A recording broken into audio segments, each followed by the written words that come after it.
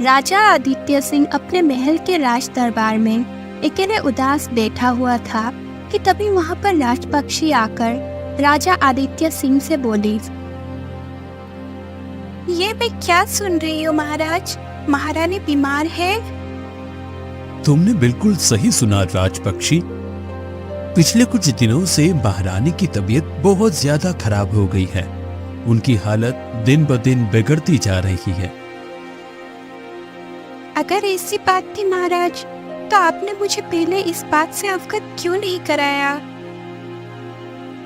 राजपक्षी, मैंने सोचा था कि रानी सुखमणि को कोई मामूली सी बीमारी होगी, इसलिए मैंने उन्हें बताना उचित नहीं समझा।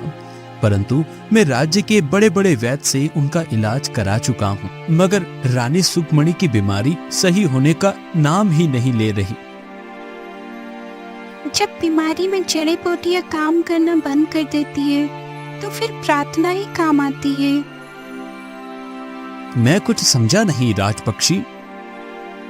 महाराज, मैं एक हिरन को जानती हूँ जो दिखने में नीले रंग का है।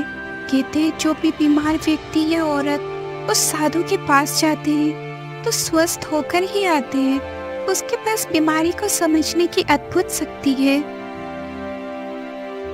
तो फिर क्यों ना उस हिरण को तुरंत यहाँ पर लाया जाए।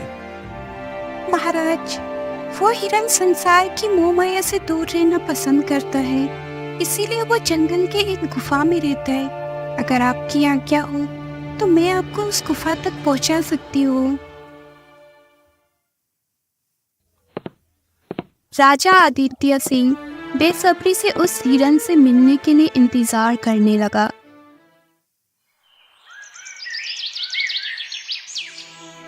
अगले सुबह राजा राजपक्षी के साथ घोड़े पर बैठकर गुफा की तरफ जाने लगा।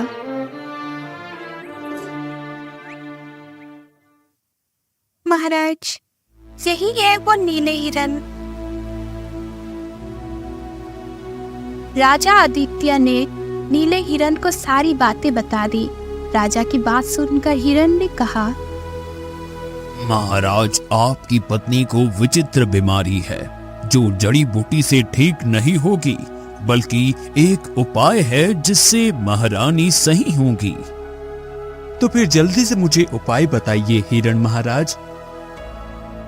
महाराज, आपकी पत्नी को कोई बीमारी नहीं है, बल्कि इनके ग्रह गड़बड़ाए हुए हैं और इनके ग्रहों को सही करने के लिए आपको दूसरा विवाह करना होगा। दूसरे विवाह के पश्चात जो आपको संतान होगी, महारानी को उस संतान को अपने संतान की तरह 2 वर्षों तक पालन करना होगा। तभी उनके ग्रह सही हो सकते हैं और ये स्वस्थ हो सकती हैं। ये सुनकर राजा आदित्य बुरी तरह से चौंकते हुए बोला, महाराज, ये आप कैसी बात कर रहे हैं? मेरा पुत्र राजकुमार कर्ण जवान हो चुका है। कुछ ही समय में वो इस राज्य का राजा बन जाएगा और इस आयु में आप मुझे दूसरा विवाह करने की कह रहे हैं? महाराज, राजा तो 2-2, 3-3 विवाह करते हैं और आप तो अपनी पत्नी के ग्रह सही करने के लिए विवाह कर रही हैं। समय की यही मांग है महाराज। इस कार्य को आपको जल्दी करना होगा। और हाँ, ध्यान रखना, विवाह आपको किसी गरीब कन्या से ही करना होगा। नीले हिरन के मुंह से ये बात सुनकर राजा आदित्य चिंतित अवस्था में अपने महल में आ गया।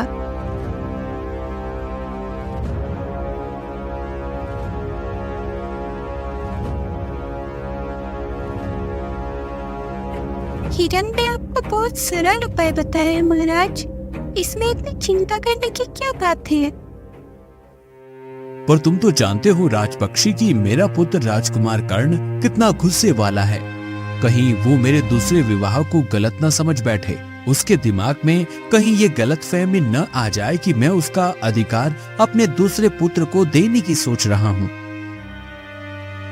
ऐसा बिल्कुल नहीं होगा महाराज, राजकुमार कर्ण को मैं समझा दूंगा। वो सब तो ठीक है राजपक्षी, लेकिन आखिर मैं दूसरा विवाह करूं तो किससे करूं? आपको उसकी चिंता करने की कोई आवश्यकता नहीं।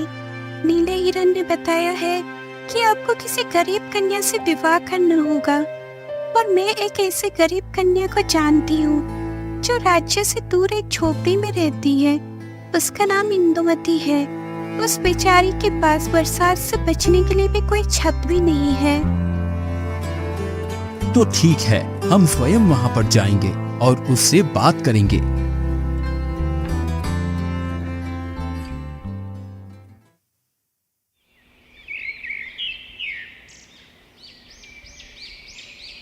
अगले दिन राजा आदित्य राजपक्षी के साथ जंगल में बनी हुई उस झोपड़ी के अंदर चले गए, जहाँ पर एक सुंदर स्त्री बैठी हुई थी। राजा आदित्य को देखकर वो चौंकते हुए बोली, इस गरीब अनाथ के घर पर महाराज स्वयं पधारे हैं। क्या मुझसे कोई गलती हो गई महाराज? तुमसे कोई गलती नहीं हुई है इंदुमती। दरअसल मैं तुमसे विवाह की बात करने के लिए आया हूँ। मैं कुछ समझी नहीं महाराज। महाराज तुमसे विवाह करना चाहता है इंदुमती?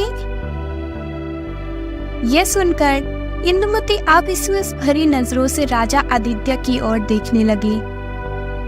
तुम एक अनाथ हो। अगर तुम्हारा महाराज के साथ विवाह हो जाएगा तो तुम्हें एक पति मिल जाएगा और तुम अपना जीवन रानियों की तरह व्यतीत करोगी। तभी राजा आदित्य राजपक्षी की ओर देखकर बोले, नहीं राजपक्षी, मैं पहले इंदुमती को सारी बात बताऊंगा। उसके बाद अगर इंदुमती मुझसे विवाह करने के लिए तैयार होती है तभी मैं विवाह करूंगा। इतना बोलकर राजा आदित्य इंदुमती को रानी सुखमनी की बीमारी की और साधु के उपाय की सारी घटना बताते हुए बोले, और मैं तुमसे इसलिए विवाह करना चाहता हूँ इंदुमती। तभी मैं कहूँ महाराज कि अचानक से मेरे किस्मत के सितारे कैसे पलट गए। अगर सवाल महारानी की बीमारी का है तो अगर मेरा प्राण लेकर भी उनकी बीमारी सही हो जाए तो मैं देने के लिए तैयार हूँ। इसका मतलब तुम मुझसे विवाह करने के लिए तैयार हो? इंदुमती शर्माते हुए बोली, हाँ महाराज मैं तैयार हूँ। राजा आदित्य ने उसी दिन इंदुमती से विवाह कर लिया। समय ऐसे ही बीतता रहा। एक वर्ष के पश्चात रानी इंदुमती ने एक सुंदर पुत्र को जन्म दिया। सुंदर पुत्र का हाथ में देते ही राजा आदित्य के मन के अंदर एक पिता का प्रेम उमड़ पड़ा और वो खुशी से चहकते हुए अपनी पत्नी रानी इंदुमती से बोला, इंदुमती, आज तुमने मुझे बहुत ज्यादा प्रसन्न कर दिया। आज से हमारी संतान का नाम जय रखते हैं। महाराज चाहिए, मेरी संतान को रानी सुखमनी को दे आइए। अब मैं अपने पुत्र को 2 वर्ष बाद ही देखूंगी। मुझे तुमसे यही उम्मीद थी रानी इंदुमती।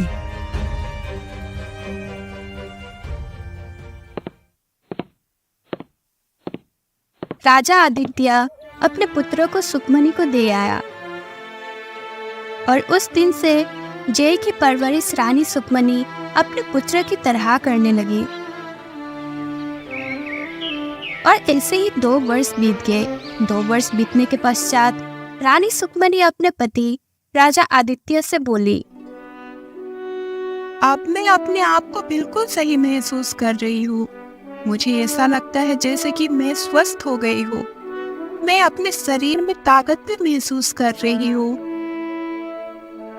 इसका मतलब नीले हिरण के उपाय से तुम स्वस्थ हो गई हो महारानी।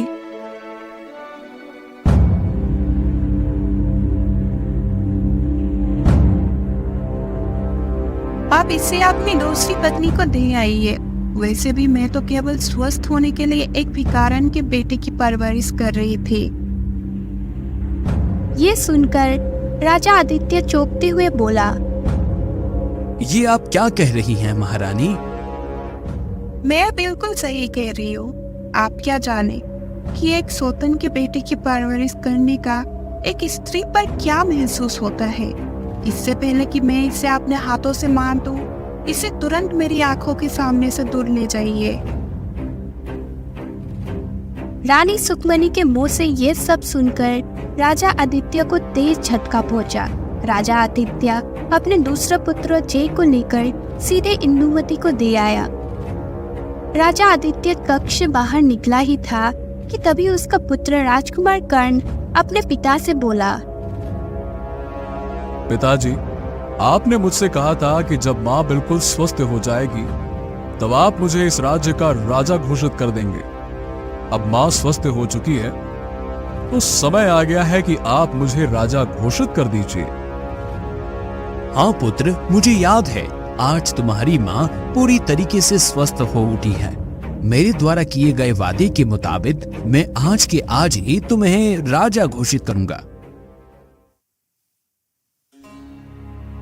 राजा आदित्य ने उसी समय अपने पुत्र को राज्य का महाराज घोषित कर दिया। मगर ऐसे करते ही अगले दिन राजा आदित्य पूरी तरह से बीमार पड़ गया। काफी इलाज के बाद भी राजा आदित्य की बीमारी सही नहीं हुई। एक दिन राजा कर्ण अपने दरबार में बैठा अपना नया मित्र अशोक से हंसी मजाक कर रहा था कि तभी राजपक्षी वहां आकर राजा आदित्य से बोली, महाराज, आपके पिता की तबीयत सही नहीं है। उन्होंने आपको याद किया है। राजा कर्ण तुरंत अपने पिता के कक्ष में पहुंच गया। राजा आदित्य अपने पुत्र से बोला, मुझे नहीं लगता कि मैं अब कभी स्वस्थ हो पाऊंगा, इसलिए मैं चाहता हूं कि मेरे जीते जी तुम्हारा विवाह संपन्न हो जाए। मैंने पड़ोसी राज्य के राजा संगम सिंह की पुत्री राजकुमारी देवकी से तुम्हारा विवाह तय कर दिया है। जैसी आपकी इच्छा पिताजी, आप मुझे जहां कहेंगे मैं वहां विवाह करने के लिए तैयार हूं। कुछ ही समय में राजा कर्ण का विवाह राजकुमारी देवकी से संपन्न हो गया। विवाह के कुछ समय बाद राजा आदित्य संसार को छोड़कर चला गया। ऐसे ही समय बीतता रहा और ऐसे ही 10 वर्ष बीत गए। राजकुमार जय अब 12 वर्ष का हो चुका था। एक दिन राजा कर्ण की पत्नी देवकी अपने पति से बोली, आपका सौतेला भाई अब 12 वर्ष का हो चुका है। हाँ, मुझे पता है। और हमारा पुत्र भी 5 वर्ष का होने वाला है। हाँ, मुझे ये भी पता है, लेकिन ये सारी बातें तुम मुझसे क्यों कह रही हो? आखिर तुम कहना क्या चाहती हो? वही जो तुम कभी देखना नहीं चाहते। ये पहेलियां मत बुझाओ देवकी, साफ साफ बोलो, बात क्या है? देखो, तुम्हारा सौतेला भाई अब 12 वर्ष का हो चुका है। कुछ ही वर्षों में वो जवान हो जाएगा, जबकि तुम धीरे धीरे बूढ़े हो रहे हो। जब वो जवान होगा तो वो भी इस राज्य पर अपना दावा पेश करेगा, पर उसका ये अधिकार बनता भी है। आखिरकार वो भी तुम्हारे पिता की संतान है। भले ही उसकी रगों में तुम्हारी माँ का खून ना हो, लेकिन तुम्हारा पिता का रक्त उसमें भी बह रहा है। देवकी ने ये बात कही ही थी कि तभी राजा कर्ण की माँ सुकमनी वहां पर आकर अपने पुत्र से बोली, देवकी बिल्कुल सही कह रही है बेटा। तो फिर मुझे क्या करना चाहिए माँ? सही चीज हमेशा सही जगह पर होनी चाहिए। तुम्हारे पिता ने मेरे बीमारी को सही करने के लिए इंदुमती से विवाह किया था। मैं स्वस्थ हो गई। अब इंदुमती को इस महल में कोई आवश्यकता नहीं। इससे पहले कि इंदुमती अपने पुत्र को राज्य हथियाने के लिए कहे और उसका पुत्र बागी बने, तो मैं उन माँ बेटे को धक्के देकर इस महल से बाहर निकालना होगा। अपनी माँ सुकमनी की बात सुनकर राजा कर्ण बहुत गहरी सोच में डूबते हुए बोला, आप बिल्कुल सही कह रही हैं माँ। मैं आज ही उन दोनों को इस महल से धक्के मारकर बाहर निकाल दूंगा। राजा कर्ण ने ऐसा ही किया। अपनी सौतेली माँ इंदुमती और अपने सौतेले भाई जय को धक्का देकर महल से बाहर फेंक दिया। इंदुमती अपने सौतेले पुत्र राजा कर्ण से बोली, ऐसा अन्याय मत कीजिए महाराज, मैं अपने पुत्रों को लेकर कहाँ भटकूंगी। वैसे भी मेरा पुत्र कुछ दिनों से बहुत बीमार है। तुम कहीं भी भटको, परंतु एक बात याद रखना, अगर तुम दोनों इस राज्य में नजर आए तो मैं उसी समय तुम दोनों की हत्या करवा दूंगा, और ये मेरा आदेश है। तभी वहां पर राजपक्षी आ गई और राजा कर्ण से बोली, ऐसा अन्याय मत कीजिए महाराज, ये आप क्या कर रहे हैं। राजपक्षी, अपनी हद में रहो। राजपक्षी, तुम जानते हो कि महाराज के फैसलों पर उंगली उठाने वालों को भी गद्दार कहा जाता है। इससे पहले कि मैं तुम्हें गद्दार घोषित करके इन माँ बेटों के साथ जंगल में दर दर भटकने के लिए मजबूर कर दूं, यहां से चले जाओ। राजपक्षी गुस्से से उड़ते हुए वहां से चली गई। बेचारी इंदुमती अपने 12 वर्षीय पुत्र जय को लेकर जंगलों की ओर चली गई। इंदुमती का पुत्र जय वैसे भी बीमार था। बहुत दूर चलने के बाद जय का गला प्यास से सूखने लगा। वो अपने माँ से बोला, माँ, मुझे बहुत तेज प्यास लगी है। चिंता मत करो मेरे बेटे, यहाँ आसपास तालाब जरूर होगा। मैं अभी तुम्हारे लिए पानी लेकर आती हूँ।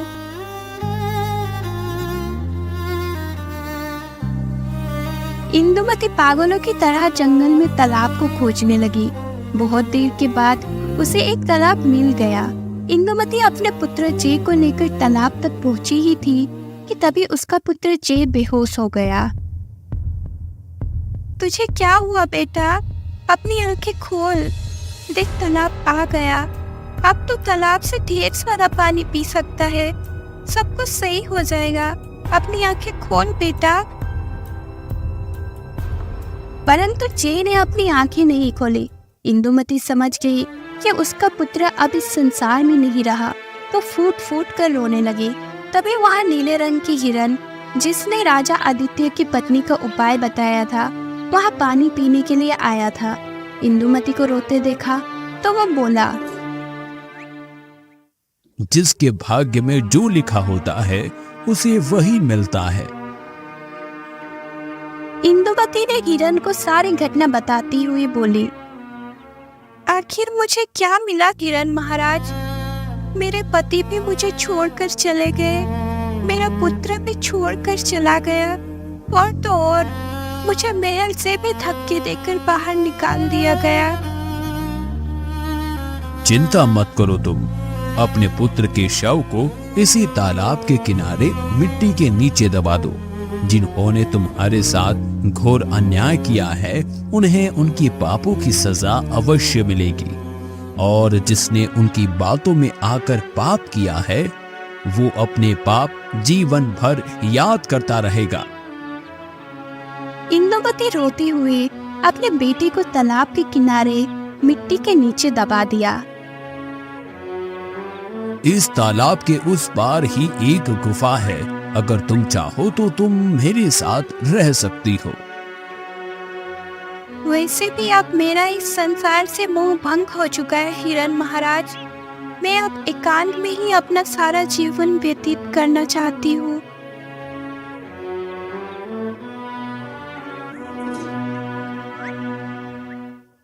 इंदुमती नीले हिरन के साथ उस गुफा में रहने लगी।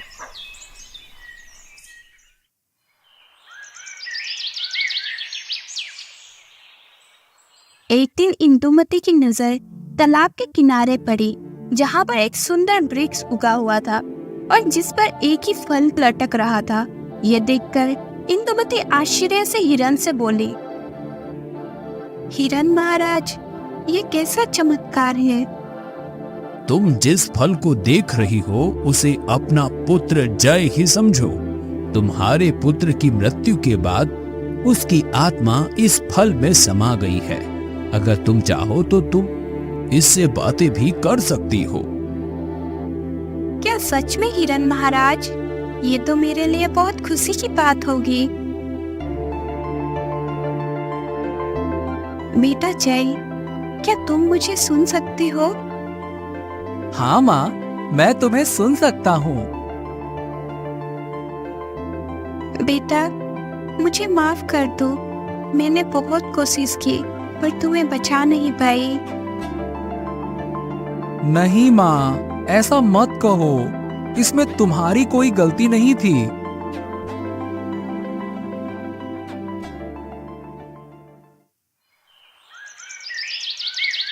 समय ऐसे ही बीतता रहा। एक दिन अचानक राजा कर्ण की पत्नी, उसकी माँ और उसका पुत्र बुरी तरह से बीमार पड़ गया।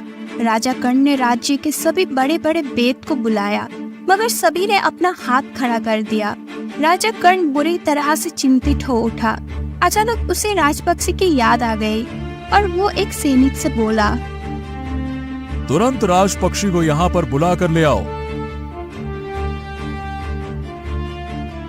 कुछ समय बाद सैनिक राजपक्षी को वहां पर ले आया। राजपक्षी राजा कर्ण की ओर देखकर बोली, आपने मुझे यहाँ पर क्यों याद किया है महाराज? आपने तो मुझे महल से निष्कासित कर दिया था। राजा कर्ण सारी घटना बताते हुए राजपक्षी से बोला, जब माँ बीमार पड़ी थी तब तुमने मेरे पिता की मदद की थी, और आज मेरी माँ, मेरी पत्नी और मेरा पुत्र तीनों बुरी तरह से बीमार हैं। तुम्हारे पिता तुम्हारी तरह घमंडी नहीं थे राजन। तुमने निर्दोष माँ बेटी को अपने महल से धक्के देकर जंगल में ढकेल दिया। उन माँ बेटों की हाय एक न एक दिन तो लगनी ही थी। मैं अपनी गलती मानता हूं राजपक्षी, और मैं अपने पापों का प्रायश्चित करने के लिए कुछ भी करने को तैयार हूं। परंतु आप मुझे बस उन हिरण महाराज का पता बता दीजिए जिन्होंने मेरी माँ को सही करने का उपाय बताया था।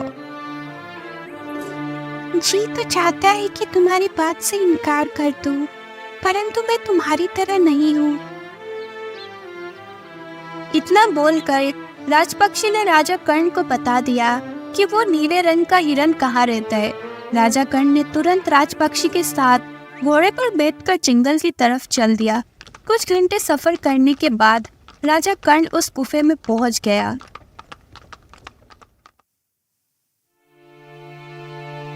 हिरण महाराज, जो करना है कीजिए, पर मेरे परिवार को घातक बीमारी से बचा लीजिए।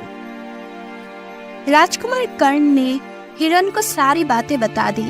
सारी बातें सुनने के बाद हिरण बोला, महाराज, इस संसार में केवल एक पेड़ है जिस पर केवल एक ही फल उगा है, और एक ही फल उगेगा।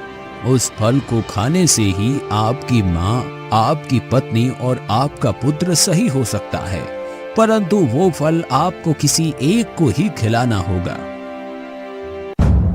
ये सुनकर राजकुमार कर्ण चौंकते हुए बोला, आप कहना क्या चाहते हैं हिरण महाराज?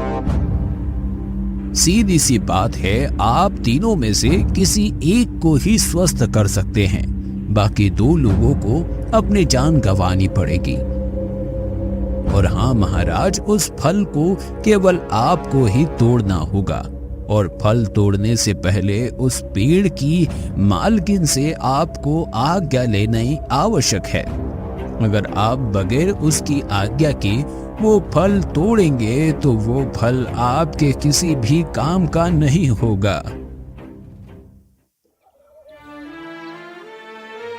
हिरण राजा कर्ण को उसी तालाब के किनारे पर ले गया जहाँ पर वो वृक्ष था।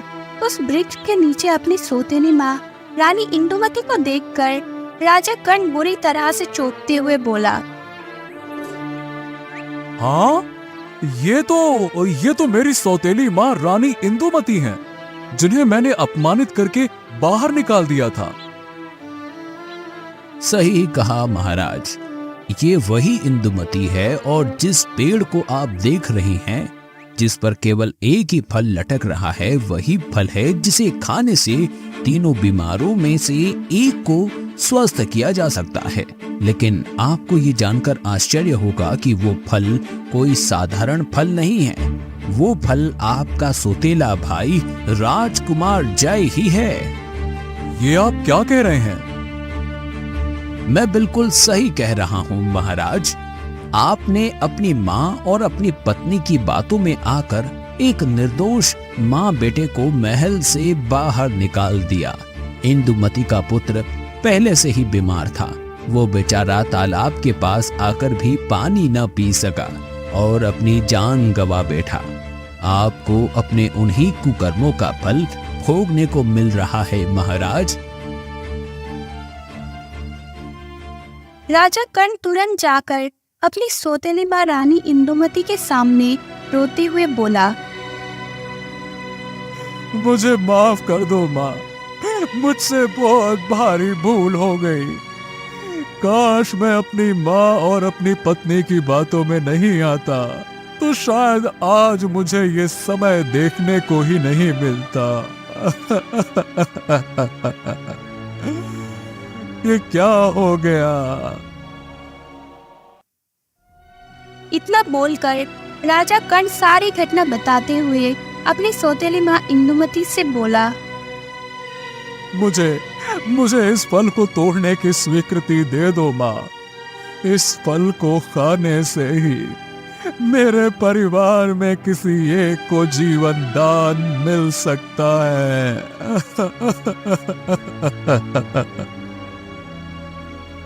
अपने सौतेले पुत्र राजा कर्ण की बात सुनकर रानी इंदुमती उस फल की तरफ देखी। माँ, आप फल तोड़ने की इजाजत दे दो।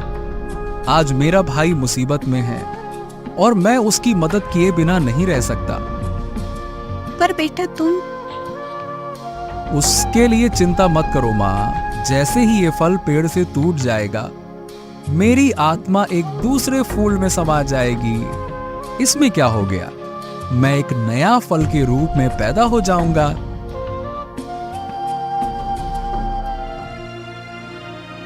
राजा कर्ण, कुछ समय पहले तुम्हारे पिता भी मेरे पास आए थे और मैंने उन्हें खाली हाथ नहीं लौटाया था, क्योंकि मेरे अंदर इंसानियत जिंदा थी।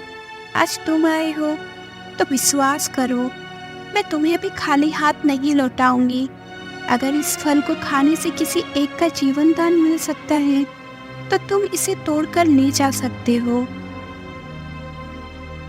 राजा कर्ण ने तुरंत उस फल को तोड़ लिया और रोते हुए अपने माँ से बोला, आप ही मुझे बताइए माँ कि मैं इस फल को किसे खिलाऊं? मेरे कुछ भी समझ में नहीं आ रहा। तुम्हारी माँ और तुम्हारी पत्नी मन से अशुद्ध थी, इसीलिए उनका इस संसार में रहना बेकार है। परंतु तुम्हारा पुत्र अभी केवल 5 वर्ष का है। वो बेचारा तो अभी जानता भी नहीं कि अच्छाई और बुराई क्या होता है।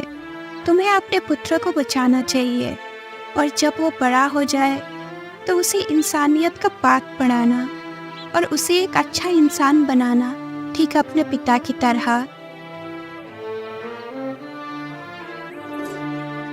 राजा कर्ण नम आंखों से वहां से चला गया और उसने वह फल अपने पुत्र को खिला दिया। फल खाने के पश्चात राजा का पुत्र सही हो गया और राजा कर्ण की माँ और उसकी पत्नी देवकी संसार छोड़कर चली गई।